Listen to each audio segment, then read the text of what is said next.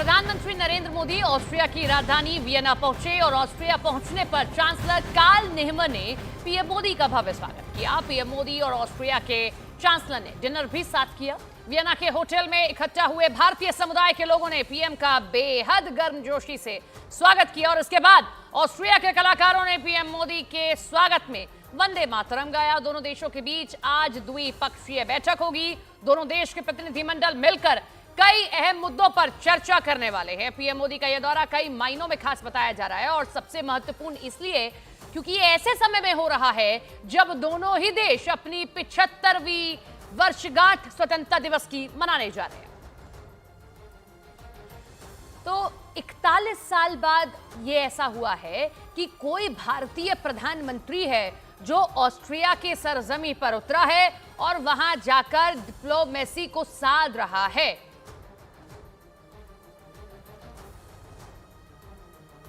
प्रधानमंत्री नरेंद्र मोदी की 2 दिनों की रूस यात्रा एक्शन पैक रही है और इस दौरान राष्ट्रपति पुतिन के सामने पीएम मोदी ने युद्ध नहीं शांति की चर्चा की है और आतंकवाद का मुद्दा भी उठाया। 2019 में रूस ने उनको इस सम्मान को देने का ऐलान किया था।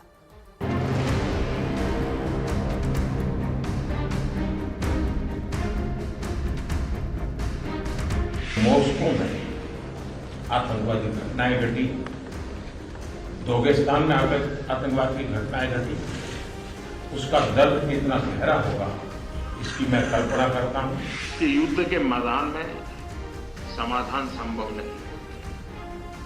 बम, बंदूक और गोलियों के बीच समाधान और शांति वार्ताएं सफल नहीं होती।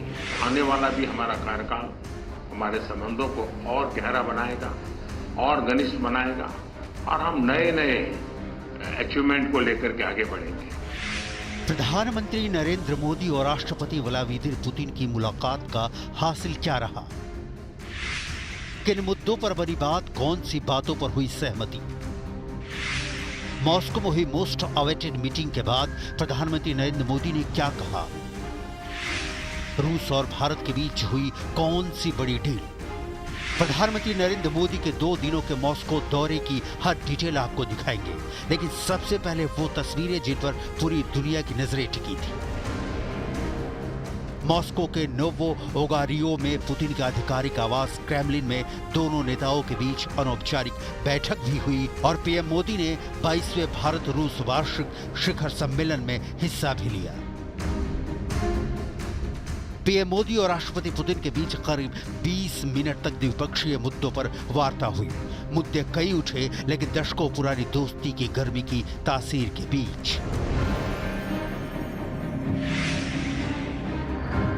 आपके साथ भी करीब 2.5 दशक से बड़ा नाता जुड़ा है।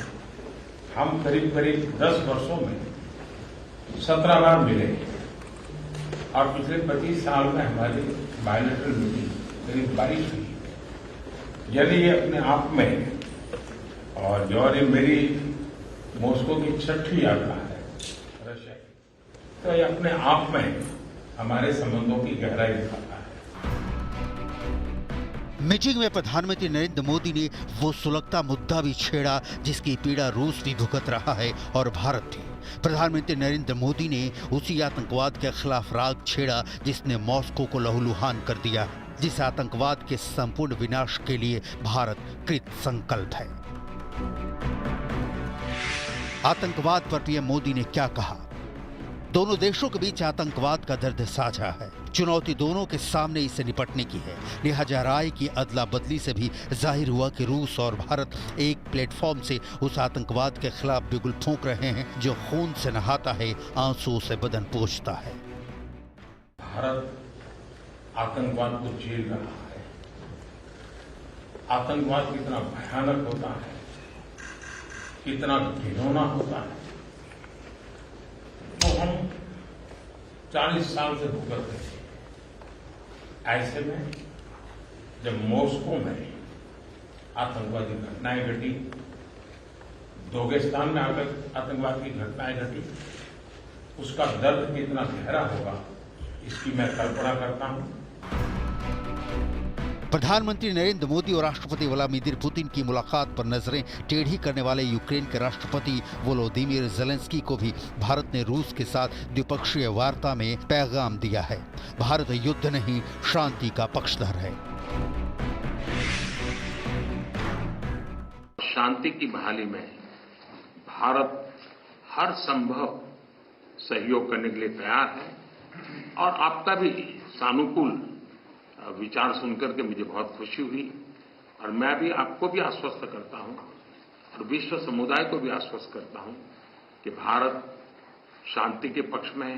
प्रधानमंत्री नरेंद्र मोदी और राष्ट्रपति व्लादिमीर पुतिन के बीच हुई मुलाकात के बहुत सारे मायने हैं। दोनों एक दूसरे के बड़े अच्छे मित्र हैं और ये पहली बार नहीं मिल रहे हैं। पिछले एक दशक में 17 बार एक दूसरे से मिल चुके हैं। दोनों ने एक दूसरे से बड़े साफगोई से बात की, मिले, एक दूसरे की बात को गंभीरता से, ध्यान से सुना, बेबाक तरीके से बातचीत हुई, चाहे वो आतंकवाद का मुद्दा हो या युद्ध का। दोनों ने एक दूसरे के विचारों को सुना और सबसे बड़ी बात यह है कि राष्ट्रपति पुतिन ने प्रधानमंत्री के शांति के प्रस्ताव रखने पर और उस पर बात करने पर उनका शुक्रिया भी अदा किया। प्रधानमंत्री नरेंद्र मोदी का रूस दौरा उस वक्त हुआ है जब पुतिन जूझ रहे हैं। पश्चिमी देशों के लगाए प्रतिबंधों से रूस का खजाना खाली हो रहा है। युद्ध के कारण हथियारों की कमी हो रही है। रूस की जनता लंबे चले युद्ध से उकताती जा रही है। विश्व बिरादरी में ज़ेलेंस्की लगातार ये मैसेज देने की कोशिश कर रहे हैं कि पुतिन यूक्रेन के आम लोगों का खून बहा रहे हैं। जाहिर है दुनिया के सबसे बड़े लोकतांत्रिक देश के सबसे बड़े नेता के रूस दौरे से पुतिन को राहत की सांस मिली है।